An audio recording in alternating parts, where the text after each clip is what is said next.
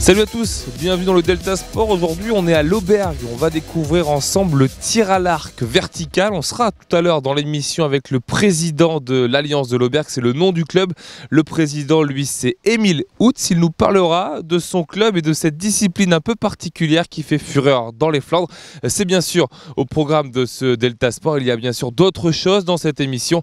On va le voir tout de suite avec le programme de l'émission dans le sommaire. Ce soir, dans le Delta Sport, on va parler de triathlon, mais pas n'importe quel triathlon. La Triattel, c'était samedi au parc. Une course exclusivement féminine, l'occasion pour une grande majorité d'entre elles de découvrir cette discipline. On fera aussi un tour par le BCM, qui poursuit plutôt bien sa préparation. En une semaine, 3 matchs et 3 victoires pour les hommes de Christian Monchot. De bon augure, 20 jours avant le début du championnat. Et puis le saviez-vous, un handballeur gravelinois est devenu champion d'Europe cet été. Il s'appelle Florent Bilan et il joue désormais pour la réserve de l'USDK. Et puis que serait le Delta Sport sans football? En DH, Gravelines se déplaçait à Marquette, tandis que Lone Plage affrontait un ogre de ce championnat Saint-Omer. Enfin, les féminines redémarraient la compétition avec un match face à Armentières. Et vous verrez que les filles de la nouvelle coach Véronique Rogerie ont passé un dimanche matin cauchemardesque. Et le temps fort sportif ce week-end se déroulait du côté du parc des Rives de l'Art. On va parler de triathlon avec la deuxième édition de la Triattel. C'est une course, on s'en rappelle, 100% réservée aux femmes. L'année dernière, ça avait fait fureur. Vincent Vieillard et Cédric Alloy se sont rendus sur l'événement. Oui Aurélien, nous sommes le samedi 6 septembre, 17 h. Et dans quelques instants, c'est le départ de la course XS du Triattel qui va être donné.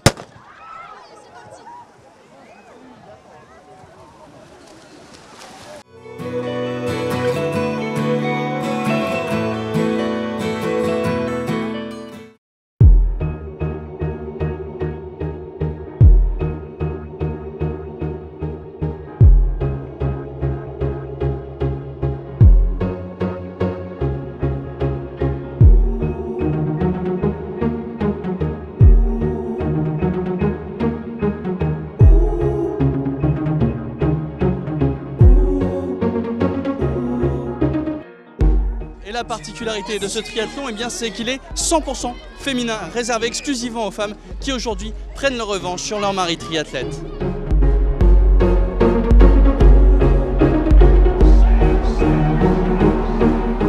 C'est une course 100% féminine où on inverse les rôles. C'est les papas qui viennent soutenir la maman, c'est les papas qui gardent les enfants, c'est les papas qui aident maman à porter les sacs. Alors en général, c'est que des novices. Il y a des licenciés qui amènent des non-licenciés pour faire découvrir la discipline. Et puis depuis l'année dernière, on a eu 182 participantes pour la première édition. Elles reviennent d'elles-mêmes et elles amènent leurs copines de bouche à oreille.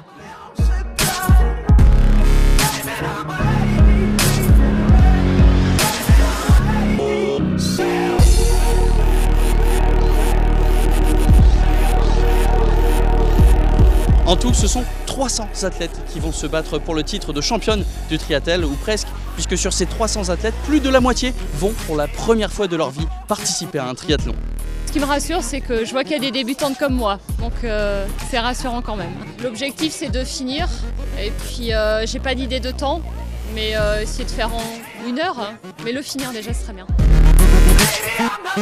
En fait, on était à l'internat ensemble pendant 3 ans et j'arrêtais pas de parler du triathlon, que c'était bien, je m'entraînais et tout. Et je lui ai dit, viens tester, comme ça tu verras vraiment ce que c'est. Un triathlon que pour les filles.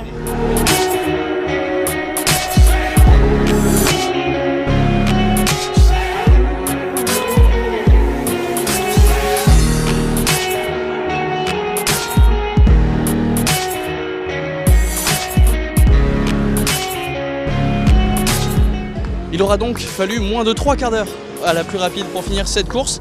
En tout cas, l'année dernière, elles étaient 180, cette année 300. Nul doute donc que le triathlon féminin prend de l'essor dans la région Nord-Pas-de-Calais.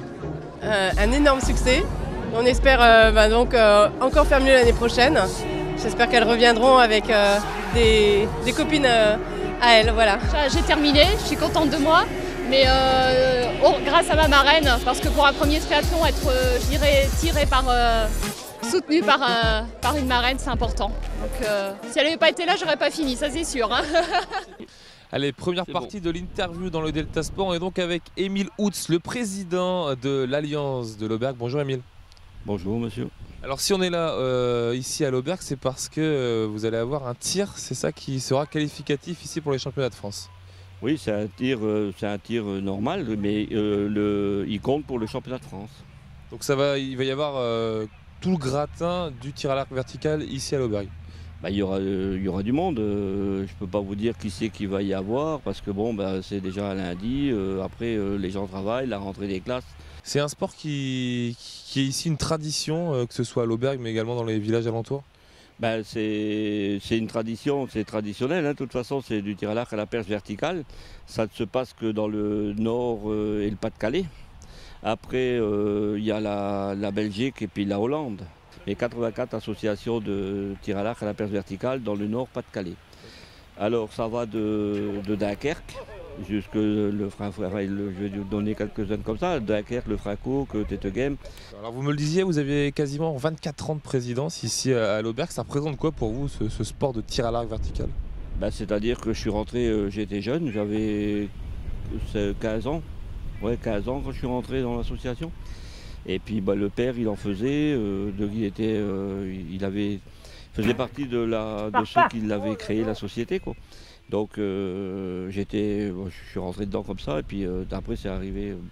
Pour moi, j'aime bien le tir à l'arc, et puis je viens avec les jeunes le mercredi, selon leur disponibilité à eux.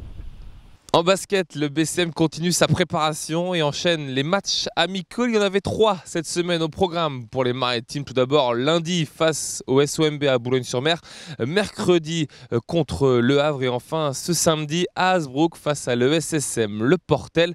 La semaine des Maritimes vous est racontée par Michel Viard. À moins d'un mois de la reprise du championnat, le BCM parfait sa préparation.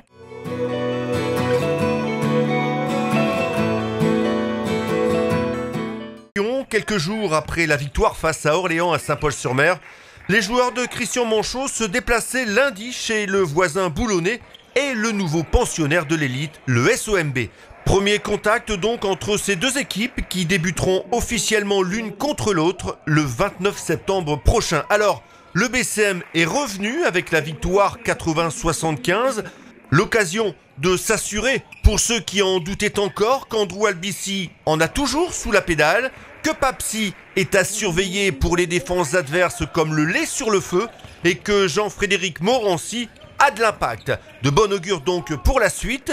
Côté boulonnais, les bonnes nouvelles viennent des joueurs US, notamment le duo Kedrick May et Kenny Boynton qu'il faudra surveiller de très très près.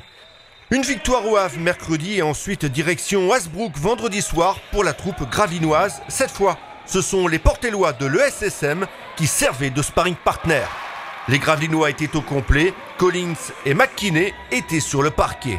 Après une première mi-temps équilibrée où l'adresse d'Andrew Albici permet au BCM de rester dans le match, le BCM monte en régime, Jordan Aboudou est partout, Morancy impose sa puissance et McKinney son adresse. Le Portel ne peut pas suivre, score final plus 20 pour le BCM, 93-73. Alors, Christian Monchot, satisfait de cette préparation ? Mettre en application ce qu'on a travaillé sur le terrain, avec dans un premier temps le fait de ménager quand même des joueurs sur les matchs de début de semaine. Trey McKinney-Jones, Coleman Collins n'ont pas joué, Pachal non plus au début, et puis progressivement Collins a joué aujourd'hui, Pachal avait joué un petit peu le dernier match, joué plus aujourd'hui, et Trey McKinney-Jones a joué pas tout à fait normalement, mais je pense que physiquement ça va aller, et j'espère que l'équipe pourra maintenant travailler beaucoup plus dans la continuité. Il reste encore 3 semaines de préparation avec le premier match à Damrémont. Avant, il y aura la DLSI Cup, la Coupe de France à Saint-Quentin et le tournoi de Bonn avec notamment le nouvel ogre allemand, le Bayern Munich. Il faudra être prêt tout de suite. Le SOMB, Limoges, Paris et Cholet sont au menu de cette entame de championnat. Allez, de nouveau une partie interview donc dans le Delta Sport. Vous l'avez compris, on est ici à l'Auberg sur le club de tir de l'Alliance de l'Auberg. C'est le nom du club avec son président, Monsieur Houtz. Alors vous êtes ici avec votre arc et votre flèche, une flèche qui est pas ordinaire. Il n'y a rien d'ordinaire à moi. L'arc, il est déjà plus ordinaire, parce que bon, ben, quand on regarde bien par rapport aux autres, ça c'est encore un ancien, c'est les premiers, enfin c'est pas les premiers parce qu'ils étaient en bois, les premiers donc ou en acier même, mais bon là c'est déjà, il est déjà âgé celui-là. Et la flèche, c'est encore une flèche en bois moi, parce que je n'arrive pas à tirer avec le nouveau matériel. D'accord, parce que vous avez été nommé roi, hein, c'est ça, en début d'été? J'ai pas été nommé roi. Vous êtes devenu? Je suis devenu roi pour un an. Parce que bon, tous les ans, on fait un tir du roi, c'est-à-dire qu'on tire sur une perche parce qu'il n'y a qu'un oiseau. Et l'oiseau, le papegay qu'on appelle, et il est sec, il est tout seul quoi. Et ça, c'est le tir du roi. Celui qui le fait, il est roi pour l'année. Et après, il va à l'empereur. À l'empereur avec tous les rois des autres sociétés pour voir qui c'est qui va être l'empereur pour une année aussi. C'est un peu comme Miss France, vous avez une écharpe, comment ça se passe? Oh non, ici on n'a rien, nous. Il y a certaines sociétés, ils ont un collier. Nous, on ne l'a jamais fait, bon, ils ne l'avaient jamais fait avant, donc... Vous avez une position pas très académique, là, quand vous visez, comment ça se situe? On est un peu contorsionné? Un peu, oui, il y en a qui tirent bien droit. Moi, avant, j'étais beaucoup plus plié que ça, mais bon, comme j'ai un problème avec ma hanche, j'ai dû me mettre un peu plus droit aussi. Mais quand on regarde derrière, il y en a, ils sont fort pliés. Ça part à combien, là, une flèche, quand vous la tirez? Là, la perche, ça fait déjà 30 mètres, 31 mètres. Il y a des flèches qui montent jusqu'à 50 mètres. Combien de temps ça peut durer là, une partie? Il faut attendre qu'on ait décroché tous les... Non. Là, on fait un entraînement, c'est 30 flèches. Donc 30 tours chacun. Et du coup, ça peut durer? Ça peut durer jusqu'à... vu le nombre qu'on est, ça peut durer une paire d'heures quand même. Merci Émile Austin, vous avez un titre en tant que roi, on doit vous appeler comment, Monseigneur? Non. Oh non, on m'appelle comme ça, par mon prénom et c'est bon. Ça marche. Bon, merci Émile en tout cas de nous avoir accueillis ici au club de l'Alliance de l'Aubergue. On va parler de handball maintenant dans le Delta Sport. Un Gravelinois est devenu champion d'Europe en U18. Son nom c'est Florian Billan. Il a 18 ans. Il a joué quelques anines du côté de l'US Gravelines avant d'intégrer depuis peu le centre de formation de l'USDK. Vincent Vieillard et Cédric Allois sont allés à sa rencontre. Portrait. Il y a un nouveau champion d'Europe à l'USDK et il est Gravelinois. Florian Billan a fait partie de l'épopée des Bleuets, vainqueurs de l'Euro cet été.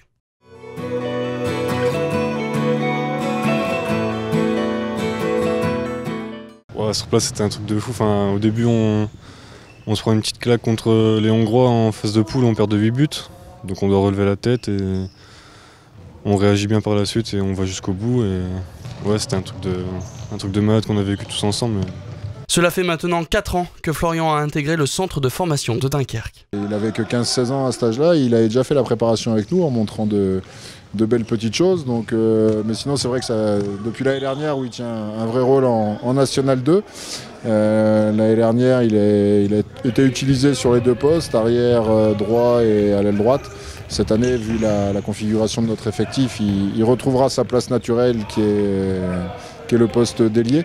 Et bon, c'est un garçon qui a beaucoup de qualité, qui va très vite sur grand espace, qui a une gamme de tirs relativement complète, qui a des qualités. En plus, mentalement, c'est un joueur pour un gaucher qui aime défendre.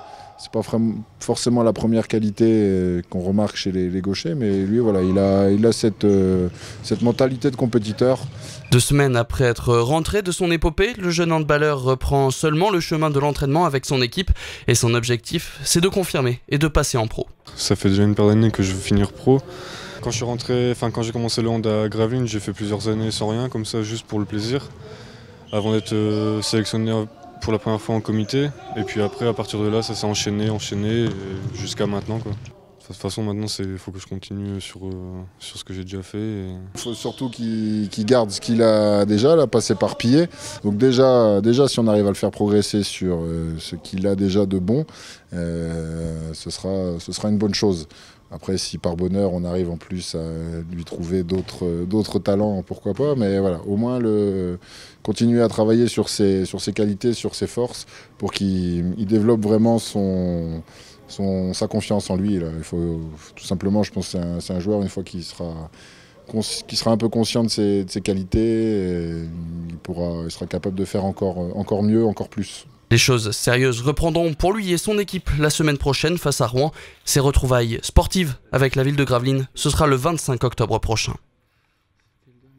Allez, place au football maintenant dans le Delta Sport. On poursuit notre série de la saison. Vous le savez, hein, il y a 2 équipes qui sont intégrées dans le championnat de DH, Gravelines et Lonneplage. Gravelines jouait dimanche du côté de Marquette. Dans le même temps, Lonneplage recevait Saint-Omer, Vincent Vieillard, Cédric Allo. Après 2 nuls, Lonneplage cherche à lancer sa saison à la maison face à Saint-Omer, un des favoris de ce championnat de DH.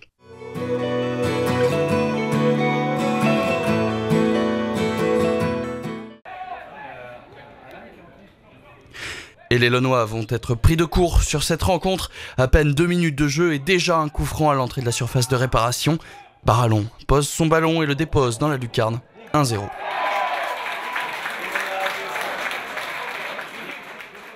De toute façon, nous, ce qui nous manque, c'est de la concentration, déjà dans les débuts de match.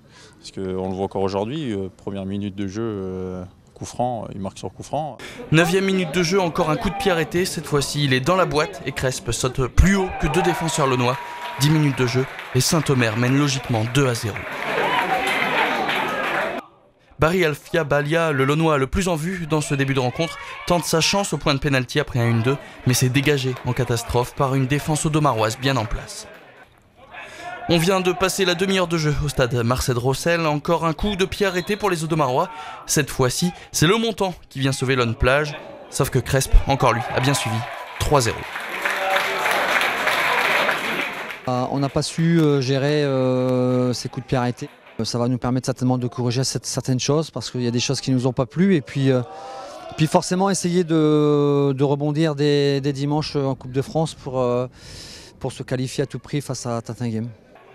5 minutes plus tard, Lonneplage peut revenir à la marque, mais Johan Leclerc glisse au moment de frapper.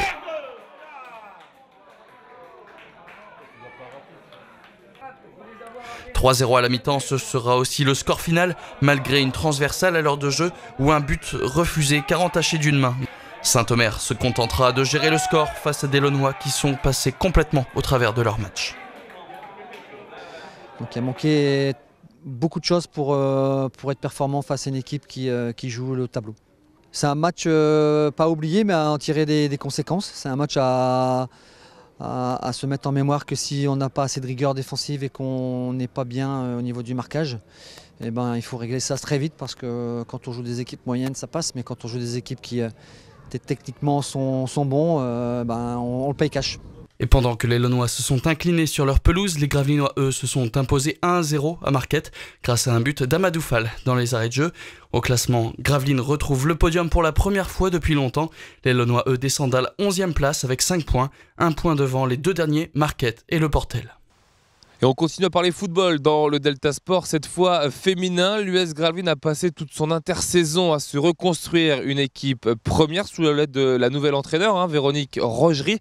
Les Gravelinoises débutaient leur championnat ce dimanche face à Armentières, un test grandeur nature. Alors, quelles sont les véritables ambitions de ce Gravelines en DH cette saison?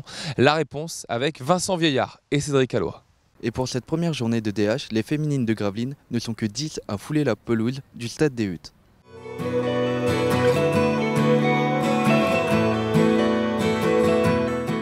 8-1, le score final est sans appel et aurait pu être bien plus lourd. Un début de saison déjà compliqué pour les féminines de Gravelines. J'ai l'impression que les filles réitèrent ce qu'elles ont subi la saison dernière. C'est compliqué, effectivement. C'est difficile de former un groupe, mais en principe, on était quand même prévu 11 joueuses aujourd'hui, ce qui permettait au moins d'évoluer à égalité, et ça n'a pas été le cas. Avec des désistements à la dernière minute, et ça m'agace fortement. Le début de match va être à mettre au profit d'Armentières. En 5 minutes, Laure Bacu doit sortir loin de sa surface avant de s'employer sur sa ligne. Mais après 5 minutes de jeu, gros coup dur, la gardienne est blessée à la cheville droite et doit laisser sa place, laissant donc ses coéquipières à neuf. Du coup, la sanction ne tarde pas. Quelques minutes plus tard, une frappe imparable en pleine lucarne. Armentières ouvre le score.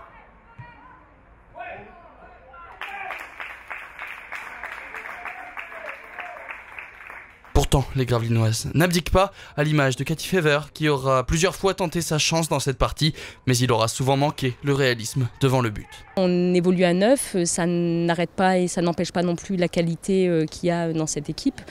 Quelques filles ont une expérience des deux, ont réellement des qualités, donc offensivement, c'est vrai, il y a de quoi. Une demi-heure de jeu et toujours 1-0, Armentières décide de passer à la vitesse supérieure. Une frappe au ras du poteau trompe Candice Blondel, la gardienne remplaçante. 2-0 puis 3-0 alors que la défense gravelinoise est complètement prise de travers. Au retour des vestiaires, le calvaire va continuer pour les 9 gravelinoises qui vont boire le calice jusqu'à la lie. 4 buts vont être inscrits par les Armentiéroises.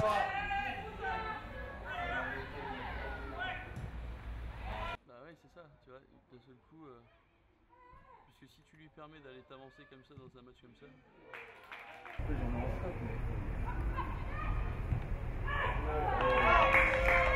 Cathy Fever, la capitaine, va sauver l'honneur après un rush solitaire.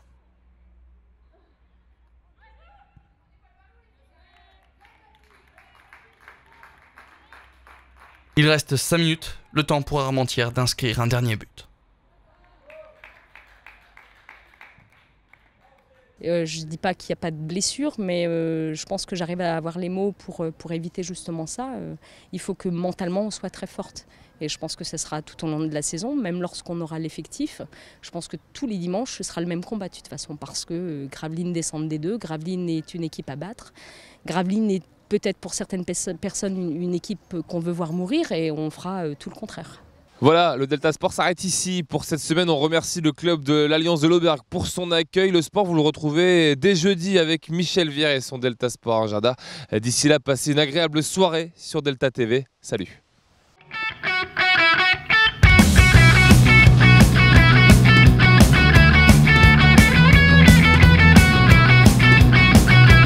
Le Delta Sport vous a été présenté par Vogue Coiffure Sportica. Votre coiffeur pour hommes, femmes et enfants, ouvert du mardi au samedi en non-stop de 9h à 19h. Vogue Coiffure Sportica, 03 28 65 39 37.